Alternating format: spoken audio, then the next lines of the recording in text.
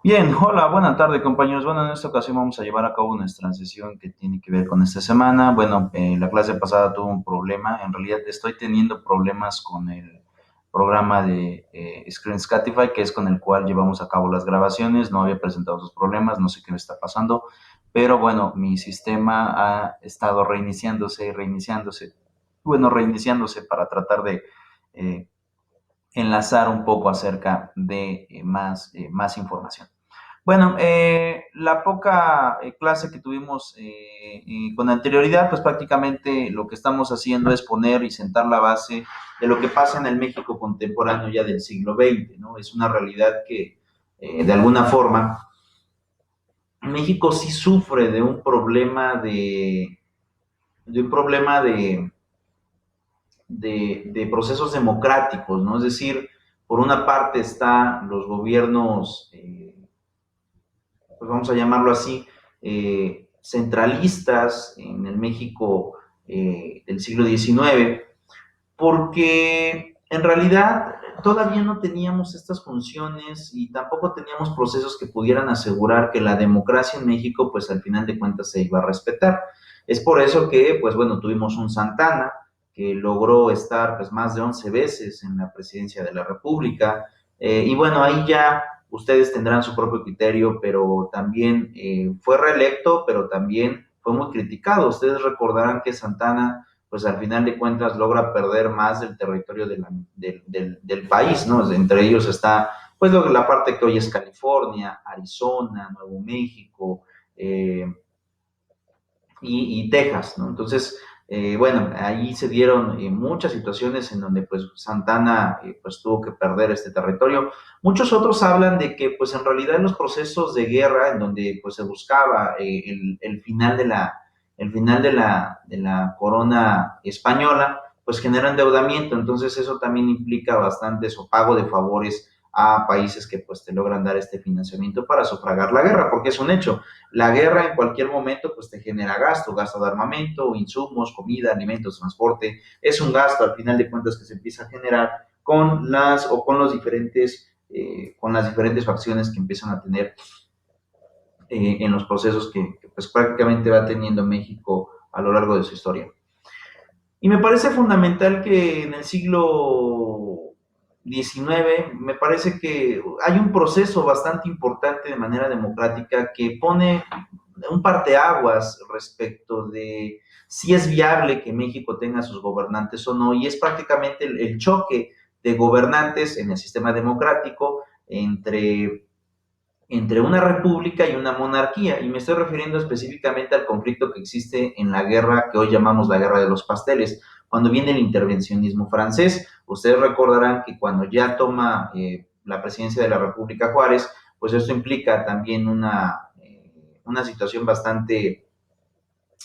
bastante problemática en el sentido de que Juárez, para aquellos años, lo que empieza es a tratar de poner lo que hoy conocemos como las llamadas reformas del 47, ¿no? Que empiezan pues básicamente a desincorporar al Estado con la Iglesia y eso generó muchísimo problema para aquel entonces.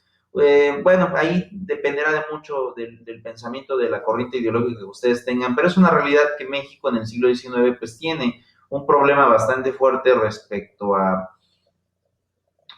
a que pues estábamos ya muy acostumbrados a tener estos regímenes políticos y gubernamentales muy apegados a la iglesia. Entonces, cuando Juárez literalmente decide desincorporar al Estado con la iglesia, pues bueno, esto genera un caos enorme y la corriente conservadora manifiesta que Juárez ya no era apto para poder tener el poder. Y entonces es cuando prácticamente lo que hace es tratar de, o mejor dicho, traer a alguien que gobernara pues, la Nueva España o ya llamada República Mexicana, pero con tendencias a generar una monarquía como se hacía en el pasado, y entonces traen a Maximiliano. Sin embargo, pues Maximiliano resultó también, la historia propia lo dice, un liberal, ¿no? En realidad no era tan conservador. Entonces a mí me parece que el tiro, por así llamarlo de manera coloquial, no le salió a la corriente conservadora, pero bueno, al final de cuentas ustedes conocerán que Francia también tiene ahí un problema pues de invasiones y guerras que pues al final de cuentas también empiezan a sufrir y pues deciden dar o quitar el apoyo que tenía Maximiliano en esta tierra. Y bueno, poco a poco Maximiliano fue perdiendo poder, perdiendo recursos, hasta que quedó pues ya al final que fue preso por el gobierno del presidente Juárez, ¿no? Y ahí viene la frase enigmática de Juárez, ¿no? Cuando habla acerca que para los enemigos todo el peso de la ley, ¿no? Y la ley en aquellos años pues permitía la pena de muerte a través del fusilamiento, que es la cual o es la que se le da precisamente a Maximiliano. Y bueno, eso es lo que dice la historia oficial. Maximiliano muere en un fusilamiento que fue ordenado pues por el entonces Poder Judicial y bueno, también por ordenado por el presidente, por aquel entonces presidente de la República. Pero ese proceso generó también problemas, ¿no? Ustedes recordarán que por allí de la Guerra de los Pasteles, cuando todavía Juárez era presidente, pues hay otro personaje importante que después también rompe con el régimen democrático, ¿no? Y es precisamente hablando de el generalísimo Porfirio Díaz, ¿no?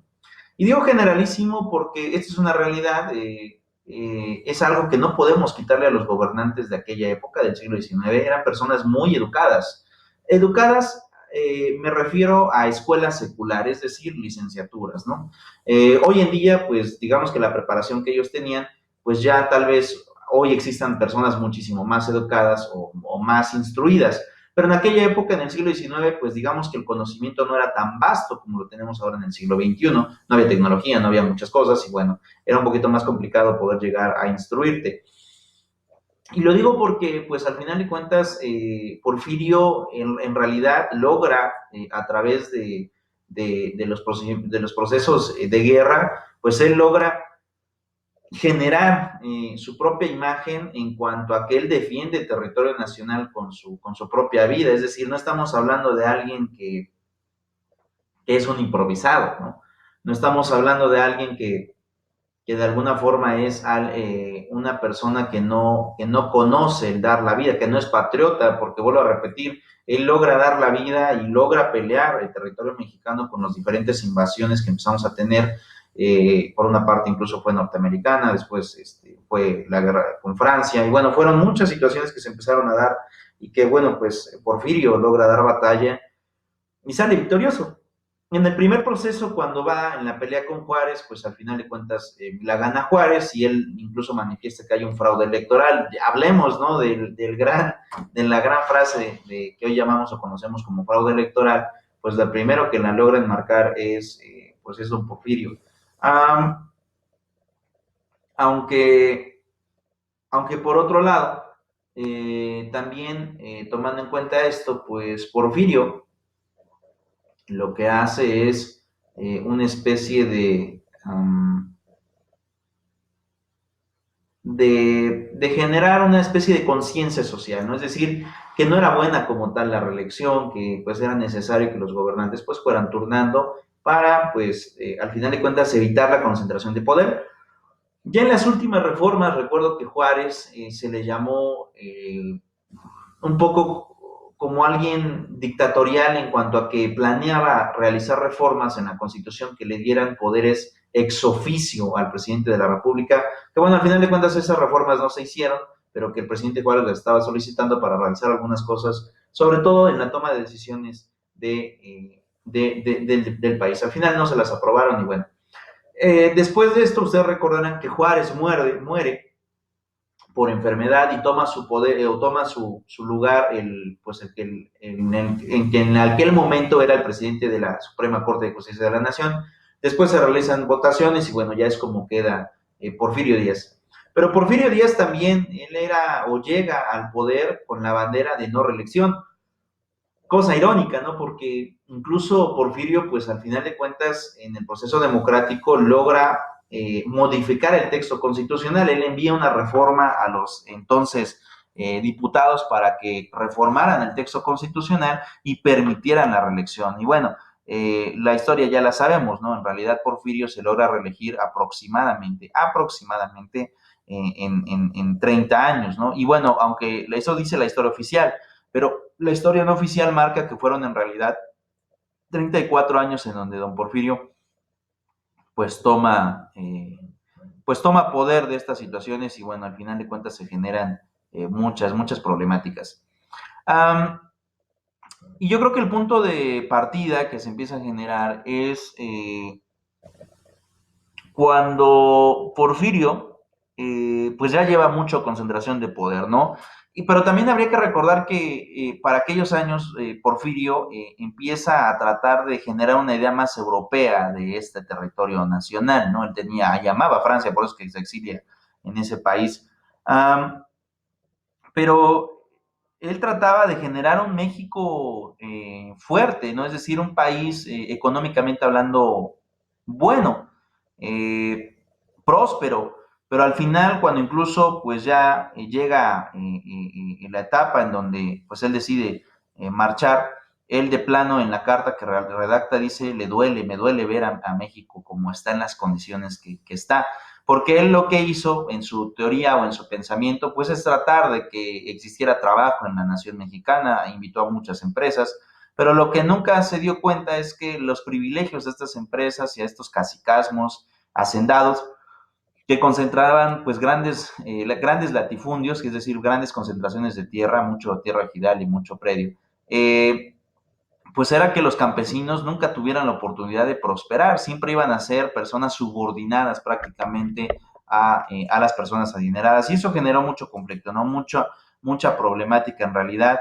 y es precisamente lo que llama a la revolución, es decir, pues no había condiciones para que la gente prosperara, siempre iban a ser, en pocas palabras, pues trabajadores, ¿no? Siempre iban a ser personas que nunca iban a prosperar y eso iba a generar, por el contrario, pues también más problemas para el país en realidad, ¿no? El país iba a tener muchos problemas y muchas problemáticas pues en ese sentido y en ese aspecto.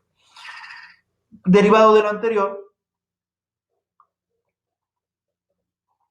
lo que se empieza a generar pues es un panorama de desestabilidad política, pero a mí me parece que el punto de quiebre en el proceso democrático que se lleva antes de la Revolución Mexicana, pues es precisamente cuando hablamos del tema de que Porfirio logra dar una entrevista para un periódico internacional, sobre todo americano, en donde le entrevistan.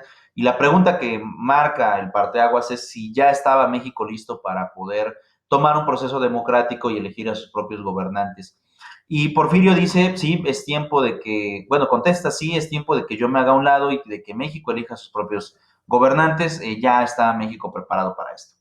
Y bueno, después de la entrevista que fue publicada en periódicos en aquellos años, eh, empiezan las revueltas por quiénes van a ser los candidatos a contender. Y cuando se da cuenta Porfirio que empieza a existir esta desestabilidad electoral, se retracta de lo dicho y dice, no, México todavía no está listo, ¿no? Y entonces va a una elección con el que aquel entonces empezaba a generar ya estas facciones de revolución, que es Francisco y Madero, y bueno, lo logra derrotar con fraude electoral, lo logra derrotar en las elecciones. Incluso Madero fue preso político y después fue exiliado en el extranjero, sobre todo en Estados Unidos, para ya no ingresar al país. Y es precisamente ahí donde Francisco y Madero, pues prácticamente prepara la revolución que iba a dar mucho de qué hablar en tiempos venideros.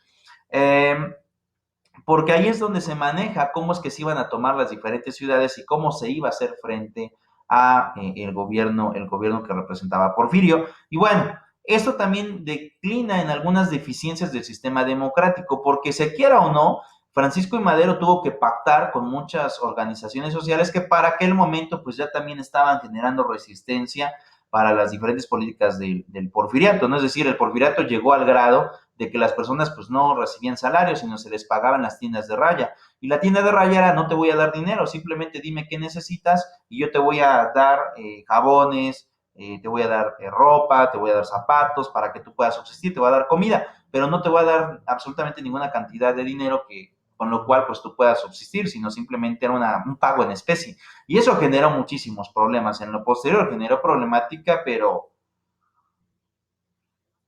de manera enorme porque pues el país ya estaba teniendo problemas de desestabilidad social en realidad, ¿no? El país no era tan benéfico y no era tan próspero en esos años y pues empezó a generar estas situaciones de bastante problemática. Ante esa situación y esa parte en donde pues Francisco y Madero eh, empieza a generar estas facciones de, pues en realidad de resistencia, y donde incluso hay un plan en donde ya él logra dar comienzo a la Revolución Mexicana, pues mucha gente se empieza a incluir dentro del proceso revolucionario, ¿no? El proceso revolucionario marca una etapa fundamental para México en este tenor, porque lo que empieza a generar es precisamente que el Estado empiece a tener desestabilizaciones sociales. Si no se acuerdan de Madero, vamos a poner aquí una imagen. Aquí está, Francisco y Madero. Es el que hoy conocemos como el padre de la democracia, porque él termina con, en realidad termina con lo que hoy conocemos como, eh, véanlo, lo están viendo, él termina con lo que hoy conocemos como los procesos reelectivos. Es más, él se lanza a la revolución con una frase que hoy en día siguen marcando las sociedades, que es sufragio efectivo, no reelección. Es decir, él lo que decía es que se respetara el voto popular, ¿no? Es decir, el voto de la gente que pues, obviamente ya no quería un gobernante como tal. Y eso generó, pues, obviamente lo que se pedía es que no se volviera a encasillar el poder, como ya lo habíamos tenido con Porfirio, por más de 30 años, por más de prácticamente una vida, ¿no? Entonces, en realidad, Porfirio incluso no llega tan grande al poder, a pesar de que ya había combatido en muchas peleas para defender a la nación, y cierto es, la valentía de Porfirio está más que probada, o sea, él era un patriota en defender al territorio nacional, después pues le gana, en algunas ocasiones le gana el poder, le gana a lo mejor la ambición,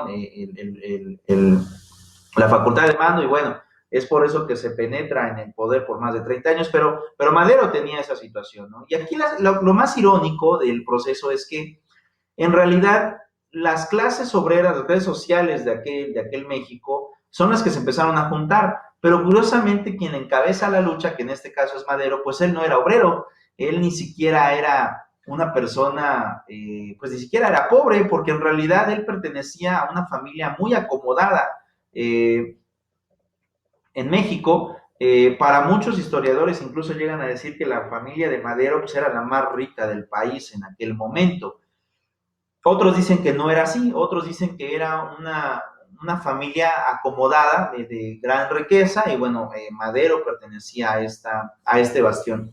Y bueno, al final, como ustedes sabrán, la lucha revolucionaria dio lugar a que pues nuestro queridísimo Porfirio Díaz, y de hecho lo vamos a poner aquí, pues tuviera que exiliarse a Francia, ¿no? Es decir, Porfirio logra salir del país y bueno, él decide pues prácticamente salir de gobierno para, en pocas palabras, pues para poder, al final de cuentas, eh, ya separarse de la cuna política, ¿no? Que bueno, resulta pues bastante problemática. Y bueno, quien toma el poder en aquel momento pues es Francisco I. Madero, se convocan elecciones, hay un presidente interino después de que se va Porfirio Díaz, y bueno, después viene una votación y bueno, al final de cuentas gana Madero. Pero Madero también en el proceso democrático tiene problemas porque no dura mucho en el poder, en realidad no dura mucho en el poder. Él también, pues para poder llegar a esta cúpula, pues tuvo que haber celebrado acuerdos. Y es ahí precisamente esos acuerdos los que empezaron a generar problemas, ¿no? De manera fáctica, pues se une con la División del Norte. En este caso, la División del Norte pues era representada por Doroteo Arango, mejor conocido como Pancho Villa, ¿no? Él era quien era ese personaje que logra encabezar la lucha en el norte del país. Y bueno, datos curiosos de Francisco, de Doroteo Arango o de Pancho Villa es que él no tomaba, fíjense, hay registros en donde él decía que él llegaba a las cantinas y no pedía alcohol, él lo que pedía era una malteada de fresa, ¿no? ¿Qué va a pedir el señor? Una malteada de fresa, decía don Doroteo Arango, y bueno, era una persona que, bueno, sí tenía pues ciertos dotes de liderazgo en realidad, ¿no? Y era una persona valiente. Pero tal vez también otro de los personajes con los cuales pacta, porque en realidad fueron demasiados, o sea, Madero pacta con la clase política de aquel momento, pacta con las clases obreras, pacta con las insurrecciones, que es en este caso de Arango, y otra insurrección que me parece fundamental, pues es la de Emiliano Zapata, ¿no? Vamos a ponerlo aquí, Porfirio, bueno, ya no vamos a ocupar a Porfirio, vamos a ocupar a Emiliano Zapata y a nuestro queridísimo Doroteo Arango, pues ellos son quienes en realidad empiezan a generar este bastión, ¿no? Este bastión en donde pues empiezan a pedir, sobre todo Emiliano Zapata era respeto a la gente indígena, a la gente pobre, ¿no? De aquel momento. Él vivía en el estado de Morelos, fíjense, hoy el estado de Morelos, y bueno, hay una anécdota muy importante y por qué él manifiesta que se va a la revolución, es porque dentro de sus narraciones él manifiesta que en una ocasión su papá estaba trabajando para un hacendado. Y curiosamente, ¿no? O sea, no solo de estar trabajando para un hacendado, sino curiosamente, eh, el hacendado lo que hace es golpear o flagelar a su padre. Pero lo flagela de tal forma, porque obviamente no podían rebelarse a los hacendados, a los caciques, que pues lo deja mal, ¿no? Es decir, Emiliano manifiesta que su papá fue golpeado eh, pues de manera brutal en el momento de poder dar o presenciar esta situación. Y él, a su corta edad, porque me parece que no pasaba los, los, los 8 años, eh, ya caminando con su papá de regreso a casa, o el lugar donde los hacendados les lograban permitir la permuta a la clase que trabajaba para ellos, él dice que le cuenta a su papá y le dice, yo voy a cambiar esto, le dice, yo ya no, yo voy a prácticamente liberarte, papá, yo te voy a cuidar y no voy a dejar que los hacendados pues te golpeen, ¿no? A lo cual el papá, pues obviamente en las narraciones de Zapata dice que lo toma como una especie de ironía, ¿no? Es decir, yo creo que su papá nunca se imaginó que en realidad Emiliano Zapata fuera a materializar el cambio en este país o fuera uno de los instrumentos, porque en realidad la revolución tiene muchos agentes, ¿no? Para poder defender el método democrático. Y entonces lo que sucede es que, y bueno, de hecho estamos viendo las fotografías de Zapata, es un personaje bigotón, no medía más que unos 70 de estatura, nació en 1879, fíjense, en realidad es una persona que no muere grande, su asesinato fue en abril de 1919, entonces 89, 99, 9, muere a los más o menos aproximadamente 39 años de edad, es una persona pues grande, no digo adulta, pero no es una persona grande, ¿no? Es decir, todavía podríamos decir que ya no es joven, pero es un adulto en plenitud, ¿no? 39 años, casi a punto de cumplir los 40, pues una persona con un carácter bastante fuerte. Y bueno, lo que generó es que él también pactó con Francisco Villa, pero él lo que pedía era la restitución de las tierras, porque Emiliano tenía una ideología en donde pues él se sentía indígena en realidad, es decir, él sentía que pertenecía a la clase prehispánica que descendía de las culturas, pues de las culturas antiguas, y él decía que esa tierra les pertenecía, que les fue arrebatada primero por los españoles, y por lo tanto, y después cuando ya se independiza México, pues prácticamente por los caciques. Y él lo que manifestaba y lo que lo solicitaba es que estas tierras le fueran restituidas a las personas que originalmente deberían de tenerlas, ¿no? Y ese fue un acuerdo que generó con, con, con Francisco y Madero para que pues al final de cuentas se dieran pues estas facciones en realidad, estas situaciones en donde pues la gente pudiera tener un poco pues un poco de lo que les fue arrebatado históricamente, porque él incluso manifiesta que fueron 500 años de despojo, ¿no? Es decir, él se refiere cuando incluso llegan los españoles, ¿no? Es algo muy trascendental porque él tiene un regionalismo muy marcado en ese sentido. Pero, ¿qué es lo que sucede después, no? Porque esto no para aquí. en realidad lo que sucede después es que a Madero, por incumplir con los acuerdos, le da un golpe de Estado, le dan un golpe de Estado que en este caso fue el presidente, se me fue el nombre, el jefe de las Fuerzas Armadas.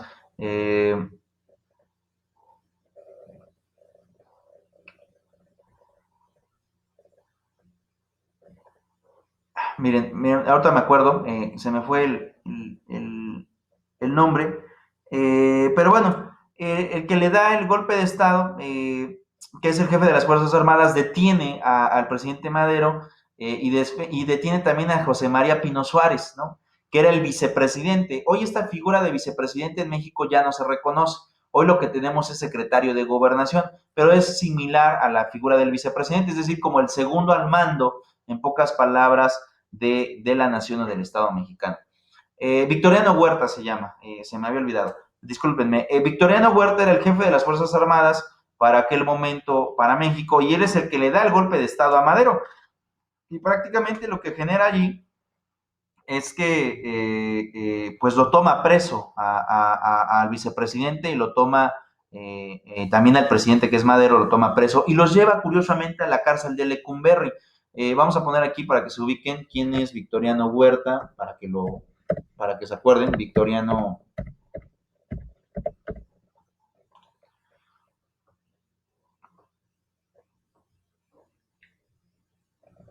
Vean, él es Victoriano Huerta. Él era, pues digamos que el titular, ¿no? O sea, él era militar mexicano, él la tenía y había sido congratulado con honores. Pero bueno, José Victoriano Huerta Márquez es su nombre completo. Él es el que le da el golpe de Estado a Madero. Incluso aquí, como lo dicen, fue presidente de México de 1913 a 1914. Y bueno, es porque toma preso a Madero y toma preso al vicepresidente, los mete a la cárcel de Lecumberri. Esta cárcel hoy en día ya no es un centro de reinserción social, hoy es el Archivo General de la Nación. Y bueno, cuando fue desocupado, hace ya bastante tiempo, fue por ahí de la década de los 70, ¿no? Cuando se logra dar ya el que se quite el edificio. Pero bueno, hoy en día es el Archivo General de la Nación. Y bueno, ahí lo que cuentan es que el reporte oficial de Victoriano Huerta del por qué murió el presidente Francisco de Madero es que quiso escapar de la cárcel. Tiempo después se dio conocimiento de que no escapó, ni quiso, ni intentó ni siquiera Francisco de Madero salir de la cárcel. Lo que sucedió fue que por órdenes de Huerta lo sacaron de la celda en la que él estaba en Lecumberri y cuando llegó al patio junto con el vicepresidente Pino Suárez, le dicen que corra, que la puerta de la cárcel está abierta y que si en determinado tiempo él lograba salir de la cárcel, pues era libre. Entonces, obviamente, empiezan a contar el tiempo, el presidente Madero y el vicepresidente Pino Suárez dan la carrera, obviamente para correr por sus vidas, incluso hasta sonará chistoso, pero esa fue la realidad. Corren por sus vidas y bueno, obviamente no los dejaron escapar, sino los matan a traición, es decir, los fusilan por la espalda por órdenes del presidente Victoriano Huerta.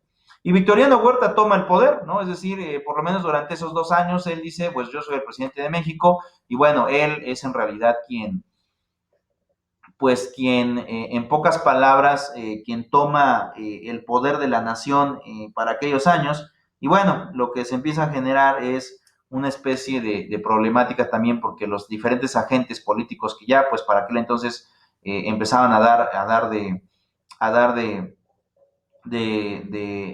u organizar insurrecciones, pues era porque el presidente Victoriano Huerta pues era una corte completamente dictatorial. Ustedes conocerán que la preparación de un militar es muy recta, muy disciplinada.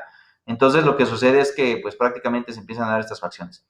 Y bueno, los que le empiezan a generar problemáticas pues es nada más y nada menos que 3 personajes importantes, ¿no? Es decir, uno de ellos vuelven otra vez a aparecer en la vida pública Zapata, el presidente, Emiliano Zapata, otra vez regresa Doroteo Arango, hoy conocido como Pancho Villa, y por otro lado, quien también regresa al estado, pues es nada más y nada menos que el gobernador de un estado de la República del Norte llamado Venustiano Carranza.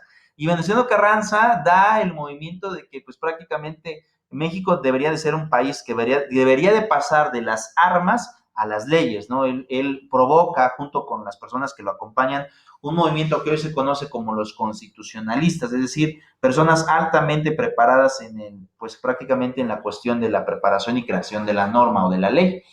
Y bueno, ahí hay una turbulencia en quién toma el poder en realidad, pero bueno, ahí hay algunas tomas del poder por otros presidentes mexicanos, incluso cuando logran derrotar a Victoriano Huerta y llegan a la ciudad Pancho Villa y Emiliano Zapata, la gente lo recibe en la Ciudad de México como héroes, ¿no? Es decir, lo recibe en bambalinas, porque ellos prácticamente eran los agentes de la revolución.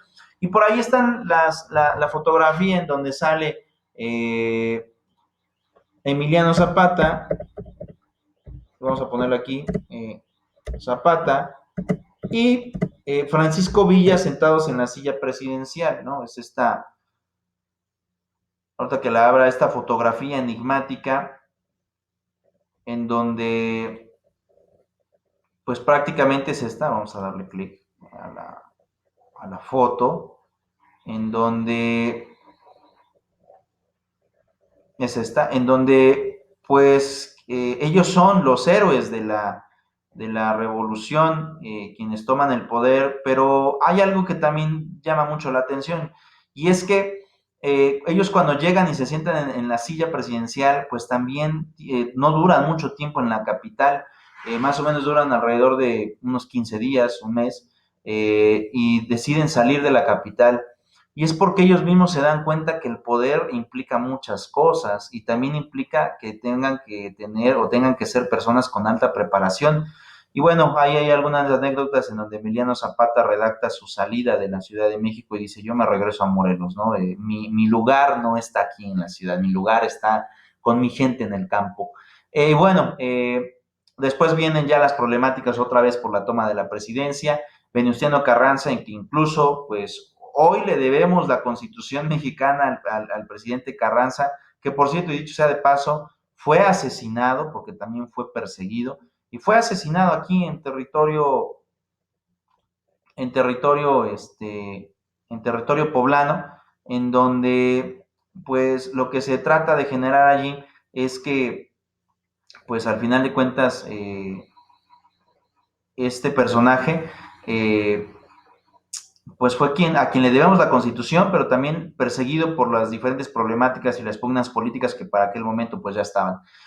Y curiosamente, recuerden, ya cuando estaba Carranza en el poder, pues muere Emiliano Zapata por el general Guajardo, lo matan en Chinameca, en la hacienda de Chinameca. Tiempo después queda Pancho Villa y también es asesinado en una emboscada que le preparan y se queda Carranza solo, pero a Carranza también lo traiciona el presidente Obregón. Y bueno, a Carranza en su huida, porque también él pretendía huir del país o tal y como lo hizo Victoriano Huerta, tal y como lo hizo Porfirio Díaz. Él intentaba salir del país por el puerto de Veracruz, al final de cuentas no lo logra, lo logran matar aquí en un municipio del estado de Puebla, que hoy esa casa es un museo. Y entonces imagínense, ¿no? Los procesos democráticos en realidad en el país mexicano pues son muy trágicos, ¿no? Y bueno, llega Obregón y Obregón sí ya empieza a tener una especie de dictado por leyes, ¿no? Él también pertenecía a la escuela constitucionalista, ya con la constitución redactada, pues ahora toca la aplicación de la constitución y bueno, el régimen democrático del siglo XXI es también bastante interesante, pero lo estaremos viendo en la próxima sesión. Por mi parte es todo, nos vemos hasta la próxima.